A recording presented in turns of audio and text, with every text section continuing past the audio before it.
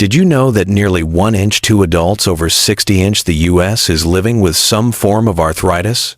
That's over 32 million people waking up each day with joints that don't move the way they used to. And for many of them, the pain is more than just physical. It shows up in small moments: turning a doorknob, tying a shoelace, standing up after dinner. Every movement becomes a reminder that something inside isn't working like it used to. But what frustrates people the most, and I hear this all the time, is when they feel like they're doing everything right and still not getting better. Maybe that's you. Maybe you've been taking your meds, staying active, eating better than you used to, but the swelling still comes back. The stiffness won't leave. The pain still whispers at night when you're trying to sleep. I want to tell you something important. It's not your fault. Sometimes the problem isn't that you're not doing enough. It's that something you're doing every day is quietly working against you. That something might be sitting right on your plate.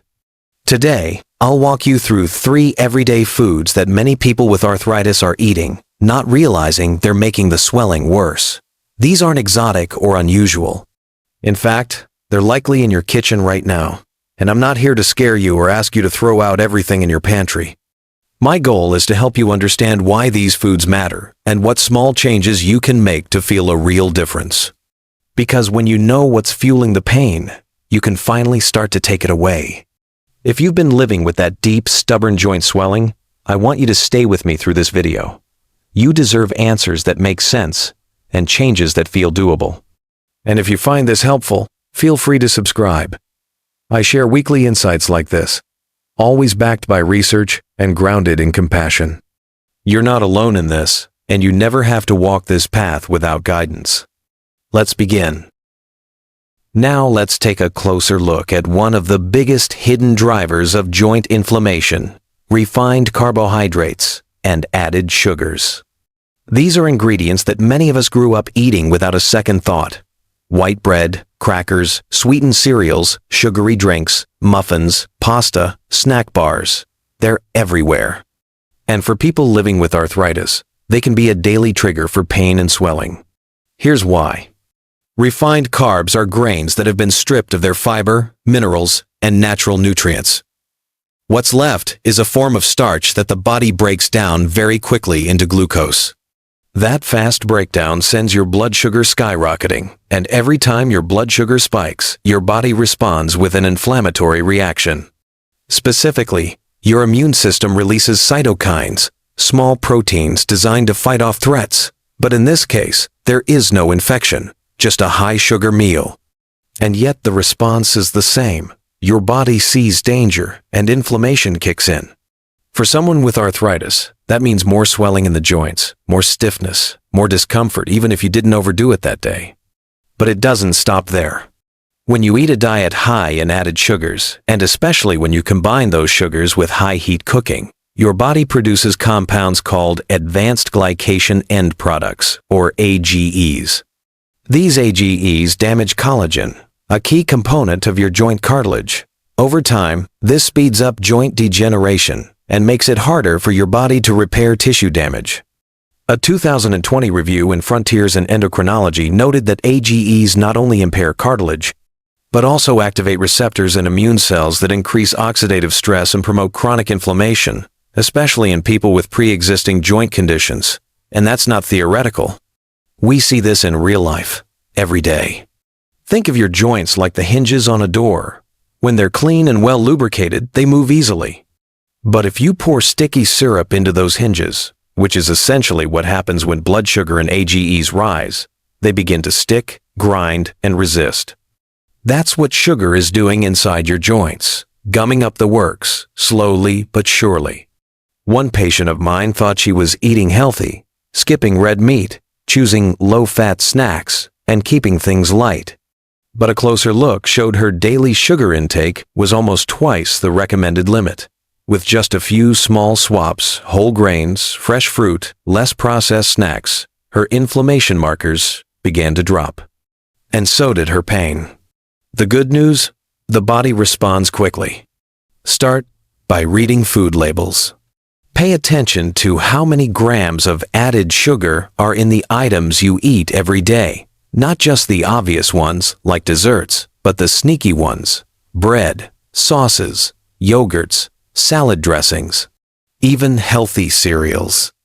Then, little by little, swap out the high glycemic carbs for foods that digest slowly and support healing. Steel-cut oats, sweet potatoes, quinoa, berries, beans. You don't have to cut sugar out of your life, but you do need to understand its role not just in blood sugar control, but in the ongoing inflammation inside your joints. Because the next time your knees ache or your fingers swell for no apparent reason, it might not be the weather or your age. It might be the toast and jam from breakfast, or that healthy granola bar that was anything but. And the best part? Your body is ready to respond. Even small reductions in sugar can lead to real, noticeable relief, not after months, but sometimes within a few weeks. You don't need perfection. You just need awareness and a willingness to make choices that work with your body, not against it. So once you've started reducing refined carbs and added sugars, the next natural question is this: what else might be quietly working against my joints? And the answer for many people is fried and fast foods. I understand the appeal. After a long day, grabbing something quick, hot, and crispy can feel like a small comfort. A plate of fries, a fried chicken sandwich, a deep-fried snack during a family gathering. These foods are familiar, convenient, and in some ways, even nostalgic. But the truth is, for those living with arthritis, these comfort foods often come at a hidden cost, one that your joints are forced to pay. Let's break this down simply. Most fried foods are cooked in oils high in omega-6 fatty acids like soybean oil, corn oil, and vegetable shortening. Now, omega-6 isn't inherently bad. Our bodies need some of it. But the modern American diet has created a severe imbalance.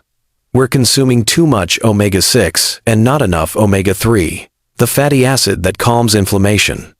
According to a study published in the American Journal of Clinical Nutrition, the ideal omega-6 to omega-3 ratio should be around 4:1. But in reality, most Western diets hit a ratio of 16:1 or higher, a major contributor to chronic inflammation, especially in joint tissues. And inflammation, as you now know, is the root of arthritis pain. But omega-6 is only part of the story. Fried and fast foods are also loaded with trans fats, man-made fats designed to extend shelf life and improve texture. The problem? Your body doesn't know how to process them. Trans fats raise LDL cholesterol, the bad kind, lower HDL, the good kind, and directly increase levels of C-reactive protein, CRP, a known marker of inflammation. In fact, a landmark study in the journal Circulation found that women who consume the highest amount of trans fats had a 73% higher risk of inflammatory disease compared to those who consume the least. Now add in excess sodium, which is abundant in fast food meals, often 2 or 3 times what your body actually needs. High sodium levels can cause fluid retention, leading to bloating, swelling, and more pressure inside your joints. For someone already dealing with arthritis, that added pressure can mean extra stiffness and pain, especially in the knees, ankles, and fingers. And then there's the chemical load. Many fast food items contain preservatives, emulsifiers, flavor enhancers, and artificial coloring agents. These ingredients don't just affect your digestive system, they interact with your immune system too, sometimes disrupting the gut microbiome, which plays a central role in inflammation regulation. I remember a patient named Carl, age 70. He lived alone and often turned to fast food out of convenience. He thought he was being smart ordering grilled chicken instead of fried, but still paired it with fries, soda, and high-sodium sauces.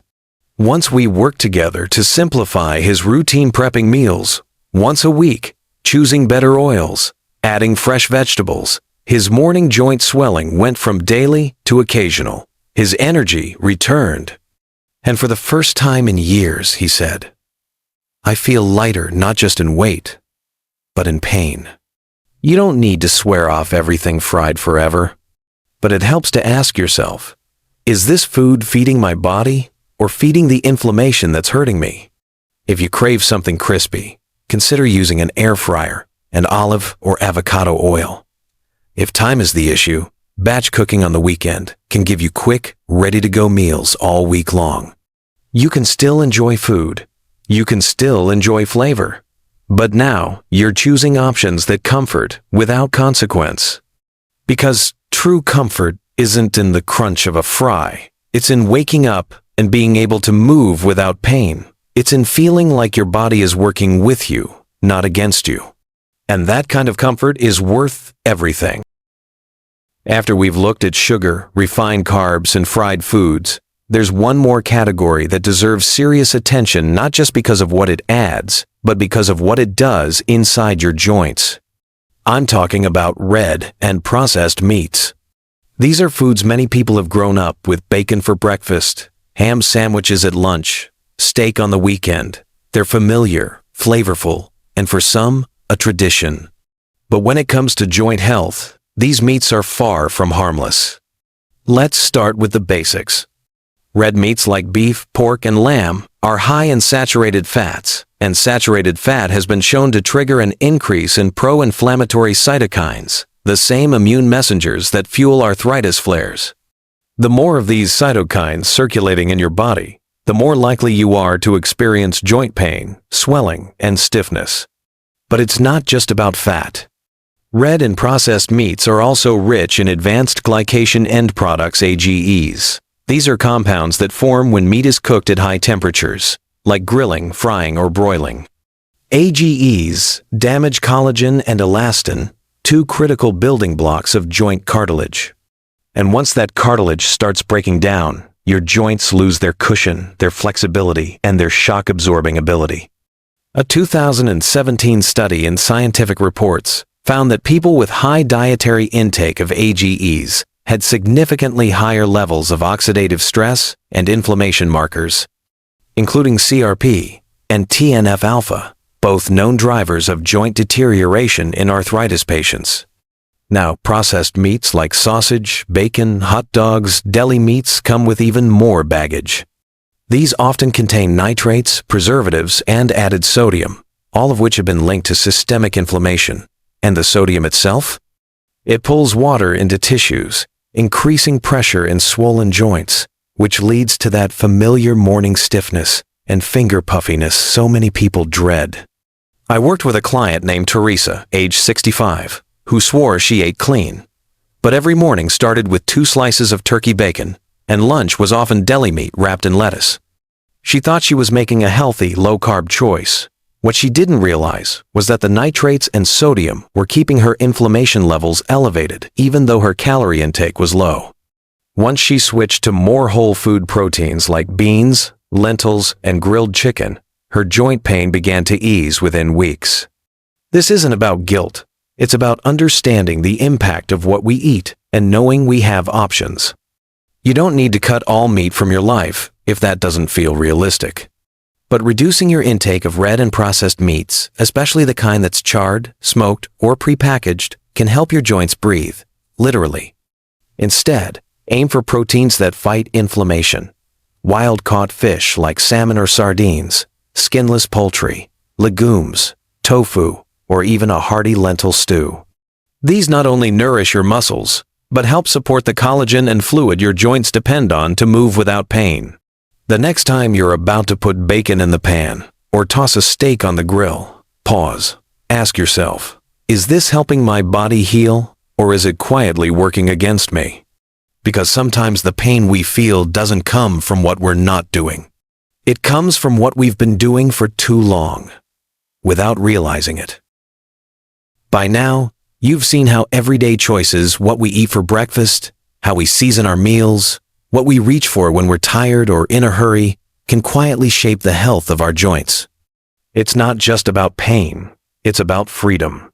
The freedom to stand up without bracing yourself, to open a jar without wincing, to walk without feeling like your knees are filled with concrete. And so much of that freedom begins with small, consistent shifts on your plate. I know change can feel overwhelming, especially when certain habits have been with us for decades. When food is tied to memories, comfort, culture. This isn't about giving up what you love. It's about making space for foods that love you back. Instead of refined carbs, reach for whole grains like quinoa, oats, and brown rice foods that digest slowly and support steady blood sugar. Instead of sugary snacks, reach for berries, apples, or a small piece of dark chocolate rich in antioxidants that soothe inflammation. Instead of fried takeout, try air-fried sweet potatoes, roasted vegetables, or a homemade lentil soup. And instead of bacon or deli meats, experiment with grilled salmon, chickpeas, or even a well-seasoned tofu stir-fry. These aren't just healthy options, they're powerful tools for healing. Multiple studies, including one published in Arthritis Care and Research, have shown that adopting an anti-inflammatory diet, rich in plant-based foods, omega-3 second, and low in processed items can lead to reduced pain intensity, improved joint function, and even less reliance on medication in some patients. In other words, food is not just fuel, it's therapy. If you've made it this far in the video, I want to thank you. I know arthritis pain can be isolating, frustrating, even invisible to others, but it is not your destiny, and you are never alone on this path. Every small change you make, one meal, one bite, one better choice at a time, brings you closer to the version of yourself that feels strong again, steady again, mobile again. If today's message gave you clarity or encouragement, I invite you to subscribe to Golden Health. This channel is here to support you with natural science-backed insights you can actually apply, no hype, just helpful steps. And if you've already made changes that helped reduce your pain, share them in the comments below. Your story might be exactly what someone else needs to hear today. Take care of yourself. Your body is listening, and your best days may still be ahead.